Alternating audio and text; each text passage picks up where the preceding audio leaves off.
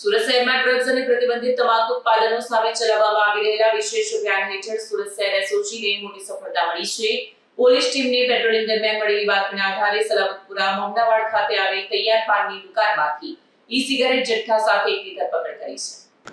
Police commissioner નિર્દેશ બાદ એસઓજીની ટીમો શહેરના પાનના ગલ્લા અને તમાકુ ઉત્પાદનોના હોલસેલ વિક્રેતાઓ પર નિગરાની રાખી રહી છે. ખાસ કરીને હેલ્થ વોર્નિંગ વિનાની સિગારેટ, ઈ સિગારેટ અને ઈ હુક્કાના ગેરકાયદેસર વેચાણ પર રોક લગાવવામાં અભિયાન ચલાવવામાં આવી રહ્યું છે. ત્યારે એસઓજીના એએસઆઈ યુવરાજસિંહ સામસિયા અને હેડ કોન્સ્ટેબલ જીતેન્દ્રસિંહ રણજીતસિંહને મળેલી બાતમીના આધારે મોમનાવાડ સલાબતપુરા વિસ્તારમાં આવેલ તૈયાર પાન સેન્ટર નામની દુકાનમાં દરોડો પાડવામાં આવ્યો.